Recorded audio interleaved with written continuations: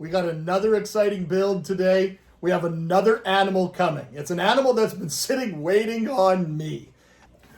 So we're not going to give anything away just yet. But basically, this is a brand new Hagen Exoterra terrarium. This one is a 36 tall. I know you can't really see it, but trust me, it's 36 tall.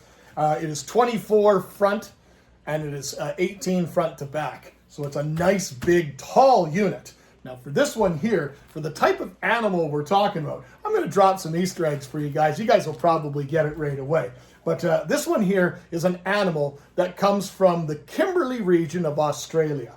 Now out of the 9 territories in Australia, the Kimberley region is the most northwestern territory of all. It's right up at the very, very top. It's on the Indian Ocean and the Timor Sea. So it's way up there, right on the coast. Now this is an animal that inhabits an area that's pretty much like a rough scrubland desert. It's a very inhospitable type of environment. And it would basically be categorized by a lot of the sandy type rock type habitats. Now normally, you guys know what I think about the different styrofoam things. They serve their purpose. Some people like them. They're just not for me. They don't look natural enough for me. But I have used these type of backgrounds that you guys have seen, and I've coated them and used them for different things, and they can work. And you guys have seen the multitude of different types of backgrounds and stuff that I've built inside the tanks with a multitude of different videos. However, that was the original plan for this one. But then I came across something that was rather shocking to me, and I was really excited to see it, and I sent him a note right away over Facebook Marketplace. This is a Universal Rocks background. You could use it in an aquarium, you can use it in a vivarium. They're basically a full resin product. If I were to flip it over, you guys will see on the other side, it is a fully formed resin product. Now, if you were to use this in a fish tank, and honestly, that's the reason I bought it. I was going, it's a 4x2, and I was going to use it in the 120-gallon tank.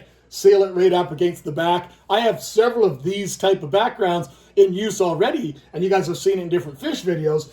But I usually want to use the ones that are just flat and they're moldable and I can just stick them right against the wall. I've never used any of the ones that have all these different contours. The company Universal Rock is based out of Australia. So a lot of these products are designed around habitats from Australia. And this one here has got that nice, rough, natural sandstone kind of texture that you would see in a lot of these type of habitats. So I started thinking, instead of using this for a fish tank, and obviously not going to use the 120-gallon tank for something else, I thought, why don't we do something with this in this vivarium? Now, you're looking at it right now. The vivarium's standing beside it, and the vivarium's about 18 inches taller than it. But what we can do is we can do this. I went and actually just fit it right in there. And it was actually, as I mentioned, it was cut roughly for about 2 feet. Now, obviously, it's too tall, and I've got to trim the bottom anyways, but I think it looks really, really cool. Well, hopefully this will give you guys the vision that I see. So we tuck this corner in nice and tight here at the bottom, and that'll be nice and tight all the way. And then you see how it fits nice and snug just under the lip. We do the same thing here. Now there will be a little void space there, there will be a little void space there, and there will be a little void space there. And then we go and adhere this to the whole wall, all the way down, all the way around. Now we're going to do this in several stages. We're going to start by siliconing that area first, and anywhere that's flat against the wall first.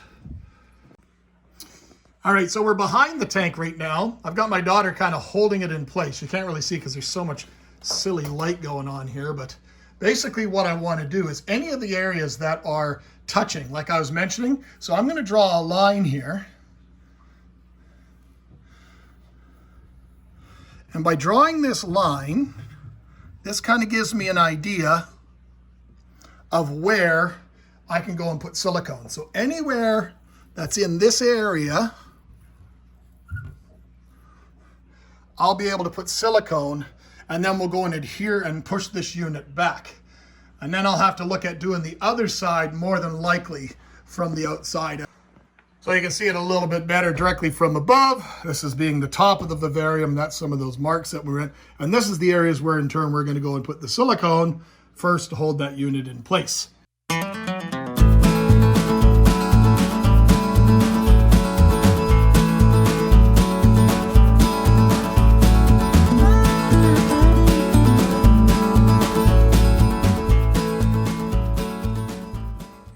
So you guys saw yesterday we went and silicone that whole side in place. I'll tell you what's going on there in a second. But what I've gone and done is I was run out of silicone. So I went and got some more silicone, and I've already siliconed this whole side down. It's all down all the way around the bottom as well, because I want to make sure that there's no void whatsoever. And then we're going to deal with these things after tomorrow once the silicone is cured. And I've got a solution for that as well. Gone and put that simple bead, and then I've just covered it with this substrate. This is an Exoterra substrate that I've used. I just went and scooped a little bit, like a cup of it, out of one of my other enclosures, because it's the closest substrate that I have that kind of matches this type of the natural backdrop. So then what I did, because I did it on this side, is I also went and did it on the bottom, and then I also went and did it on this side, just kind of clean up. So I'm not going to see any of that clear silicone like stuff like this. Now we're going to let that dry overnight, and then we'll go on to the next step. All right, it's all nice and cured, ready to go. Now before I go and tip it up and kind of get rid of all the excess substrate that we're going to need or don't need and cleaning it off, we got to take care of one more thing, and that's these little spaces that we have here, these little gaps. So I have one little gap here that I can fit my finger through. If I can fit my finger through, it definitely means an insect definitely could, and we don't want anything to get behind. So we're going to seal that one in, and then the other ones that we have, we're going to be using this Great Stuff big gap filler, and I just took some little pieces of rainbow gutter guard that you can buy cheaply anywhere. It's just an inert plastic. And it's UV stable, but it gives it something. You can see how I've kind of stuffed it in there, and it's kind of filled the hole, but the expanding foam will be able to go all throughout it, and it'll give it a lot more structure to hold on to. So it'll give it a lot more permanent seal. And then we're gonna let it pour out the top, and then tomorrow we're gonna come and turn once it's cured and scrape all that extra off, silicone it, and then cover it with the substrate as well. All right, this gives you an idea.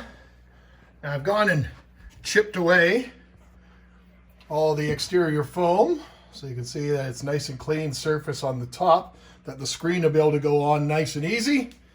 I've gone and cleaned it all up. Gives you an idea from the other side. So it seals it off nicely, and now it's ready. So now all I'm going to do is I'm going to do like I've done before. I'm going to go and put a nice good bead of silicone over covering all this, and then we're going to go and cover it with the substrate like we did the seams.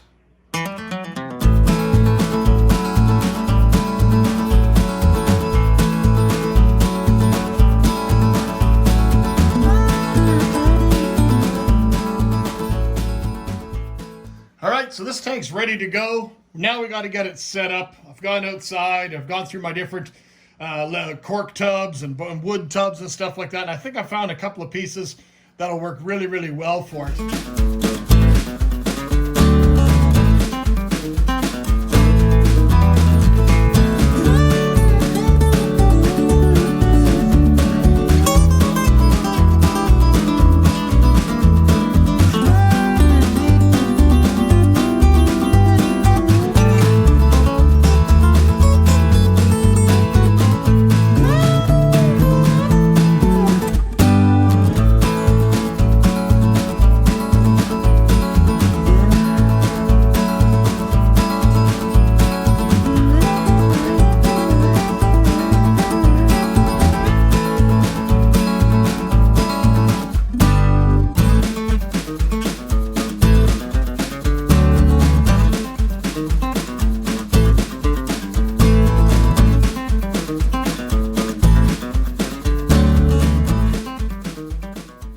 I think I'm pretty happy with the enclosure. I love using that sand cap of the Desert Stone Exoterra Sonoran Ochre. That's the same product that we used to cover up all the seams that we covered up with silicone as well. Now the other substrate that you guys saw me put in there was a mixture of gravel from my driveway and coconut fiber. It also gave it was much lighter than just going and putting, as I mentioned, full gravel in there. It'd just be way too heavy to be able to lift up onto the stand. Now, if you guys haven't guessed what species it is, and I find it very hard that you haven't, but this is a cage set up for a monitor lizard. It's a dwarf monitor lizard, and this is known as the Kimberley rock monitor, and it comes from that region of Australia, the way up northwestern Australia, the Kimberley region. It's a very, very remote area. It's a very, very rough area, as you can see by the textures and the weather-worn wood, which is why I chose woods like this to use for the build and the different things. Now you see the way I've positioned the cork. We've got that one nice opening right there, and that opening there is for the animal, so the animal can kind of go right in behind, completely in behind it, and completely shadowed, as well as that other big cork tube on the right side. But on the right side, we also have an opening right here. So an opening right there allows the animal a bit of security or sanctuary should it feel ever threatened. But this animal will use this entire enclosure, this build, all the way up. But it's got lots of nice areas for it to retreat to should it ever feel the need. I think this build came out absolutely awesome. You guys let me know in the comments what you think about this build. Give me a thumbs up. We'll see you guys in the next one. Take care.